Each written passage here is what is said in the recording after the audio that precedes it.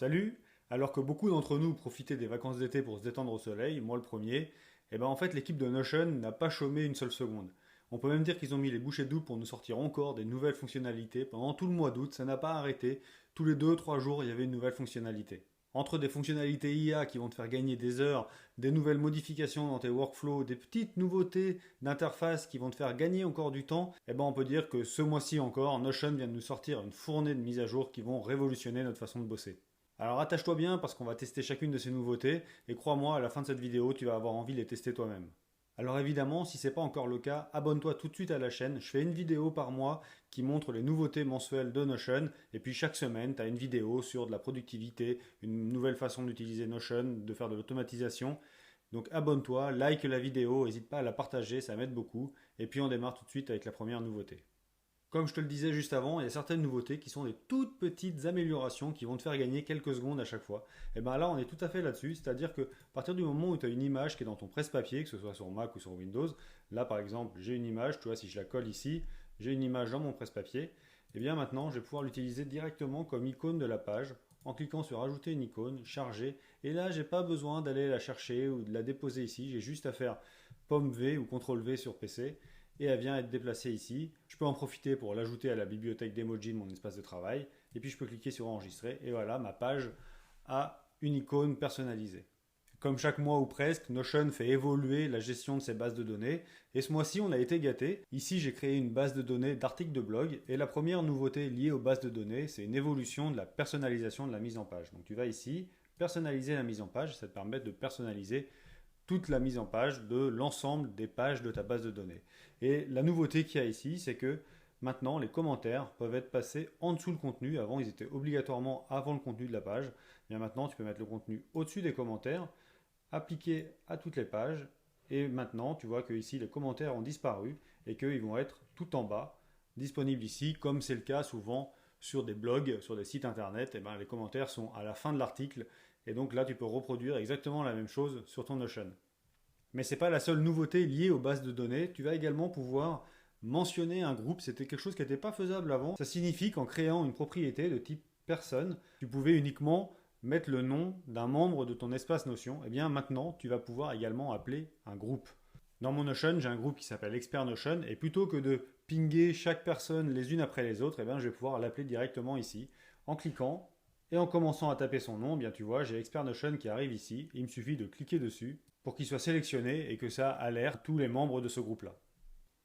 L'autre grosse nouveauté que moi personnellement je pensais qu'ils allaient la garder secrète jusqu'à leur conférence Make with Notion à San Francisco dans 15 jours, c'est l'arrivée de Notion AI dans les formules. Ils appellent ça AI Formulas.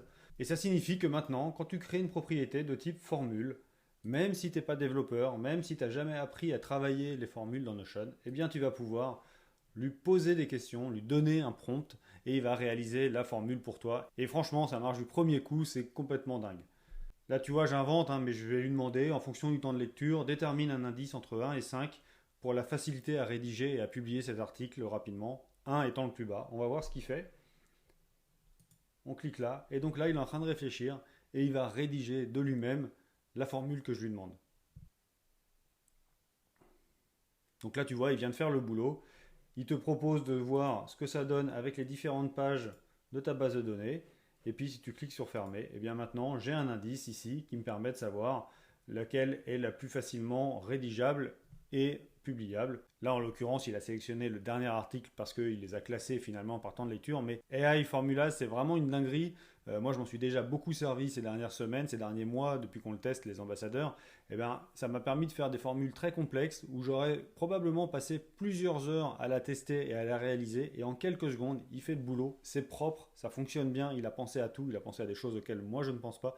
Donc là dans le genre gain de temps de dingue, Notion a vraiment marqué le coup. Alors tu vois, la vidéo n'est pas encore finie, mais on a déjà vu pas mal de nouveautés, donc si jamais tu découvres tout ça, pense à liker la vidéo, pense à t'abonner, à mettre un commentaire, à partager la vidéo, ça m'aide énormément. On continue tout de suite. Tant qu'on parle des bases de données, Notion Calendar a aussi évolué sur la prise en charge des bases de données Notion. Et ce qu'ils ont fait, c'est aussi exceptionnel, c'est-à-dire que tu n'as même plus besoin d'aller dans Notion pour adapter les dates de tes différentes entrées de bases de données.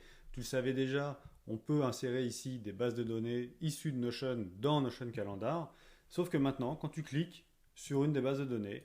Tu vas pouvoir voir ici les différents éléments qu'il y a dans ta base de données. Tu peux te servir des différentes vues. Là, ici, je peux ajouter une autre vue et ainsi de suite. Et je vais pouvoir, si je clique sur un élément de la base de données, voir où est-ce qu'il est déjà placé. Et puis, ceux qui n'ont pas de date, eh ben, je peux le prendre, venir le glisser par exemple ici. Et à partir de là, tu vois, ça ajoute la date, l'heure. Et donc, tu peux glisser directement, tu peux manager tes bases de données depuis Notion Calendar. Ça, c'est quand même quelque chose qui manquait parce qu'à partir du moment où un élément de ta base de données avait déjà une date et une heure, ben, tu pouvais l'éditer en le déplaçant. Mais par contre, s'il n'y avait pas de date, eh ben, il était nulle part. Et donc là, maintenant, tu peux les retrouver ici. Tu peux les glisser. Tu peux ajouter des éléments dans la base de données. Donc ça, c'est vraiment encore un gros gain de temps et un rapprochement toujours et encore de Notion Calendar et Notion.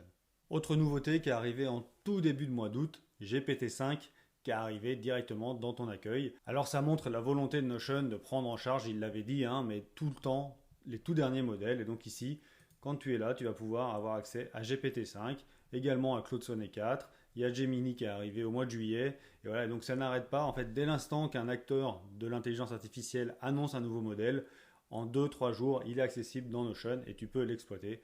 Donc c'est super, je te rappelle quand même qu'avec le forfait business, finalement, tu as accès à tout ça, c'est inclus, sans limite, dans ton Notion directement. L'autre nouveauté que beaucoup attendaient, c'est l'arrivée officielle de Notion Mail sur iOS. Et ils en ont profité pour prendre en charge 18 langages, que ce soit directement sur iOS, mais aussi sur le Notion Mail que tu as sur ton macOS. Et donc du coup, Notion Mail passe en français et est accessible directement sur iOS. Moi, je le teste depuis plusieurs mois également sur iOS en version bêta. Ça fonctionne bien. Honnêtement, il n'y a pas encore une stabilité parfaite. Faut aussi dire ce qui est.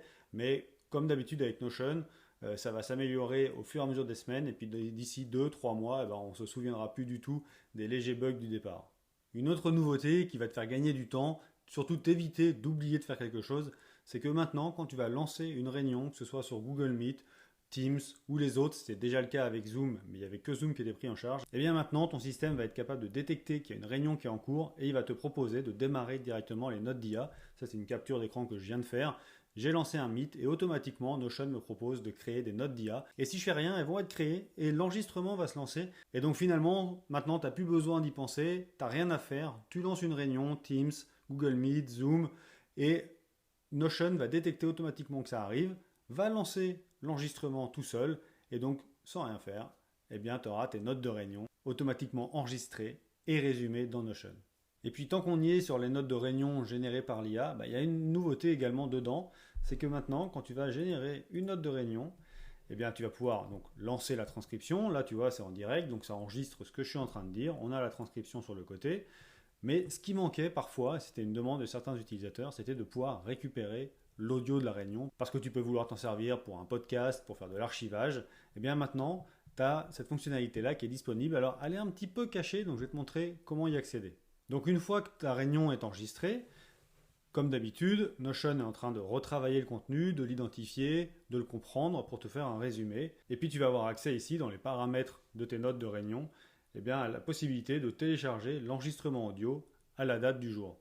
Alors, la petite particularité, c'est que ces enregistrements audio, là, maintenant, ils sont stockés en local, donc ils sont disponibles que sur l'appareil dont tu t'es servi pour faire l'enregistrement de la réunion. Et Notion ne va stocker que les 10 derniers. Alors ça, c'est expliqué dans la documentation. C'est pas encore accessible à tous les utilisateurs, c'est en train d'arriver et il faut que tu l'actives toi-même. Par défaut, c'est pas activé. Pour l'activer, il faut que tu ailles dans tes paramètres, dans IA de Notion. Et tout en bas, dans la partie des notes d'IA, tu as la possibilité maintenant de stocker l'audio localement. Et tu as également la possibilité de déterminer la base de données de réunion par défaut, ce qui t'évite de les enregistrer automatiquement sur des pages privées. La dernière nouveauté, elle vient se rajouter à toute la mise à jour de Notion AI qu'il y a pu y avoir ces derniers mois. Il s'agit d'un refresh des blocs d'intelligence artificielle, donc qui sont accessibles avec le /AI. Ça te permet d'avoir un bloc IA comme ça. Et là, tu vas pouvoir maintenant le configurer. Avant, c'était quelque chose de beaucoup plus simple. Et là, maintenant, tu vas pouvoir choisir, évidemment, de faire un résumé de la page, des points clés, mais tu peux également choisir une sortie personnalisée, pouvoir mettre un prompt ici. Tu vas pouvoir lui préciser quelle page il peut utiliser comme contexte. Donc, par défaut, il prend la page sur laquelle il est, mais tu vas pouvoir également lui dire non, tu vas te servir d'autre chose. Et donc, tu vas pouvoir cliquer sur contexte spécifié. Et ici, tu as la page actuelle qui est sélectionnée, mais tu vas pouvoir cliquer ici et sélectionner toutes les pages que tu veux. Tu vois, tu peux rajouter celle-ci, tu peux ajouter celle-là par exemple. Tu peux lui demander également d'aller chercher uniquement dans Notion ou bien sur Slack. Tu peux également préciser que tu veux aucune source, mis à part le contexte que tu lui as spécifié. Et puis à partir de là, tu vas pouvoir rédiger ton prompt, utiliser le arrobas pour mentionner des personnes, des pages, des dates. Donc par exemple, là, on va lui demander résume les 2 pages en question. On clique sur terminer et à partir de là, le bloc sera tout le temps disponible. Si tu l'utilises dans un template de page, c'est parfait parce que tu peux lui créer du contexte et en même temps se servir de la page, par exemple, de projet. Et tu cliques sur génération et automatiquement, il va faire le boulot en allant chercher les pages de contexte plus le prompt pour réaliser le travail que tu lui as demandé.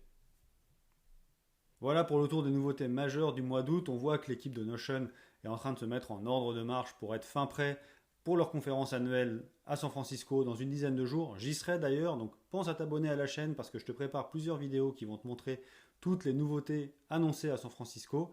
Et puis chaque semaine, je te présente une vidéo sur Notion ou sur de l'automatisation. On se voit la semaine prochaine. Salut!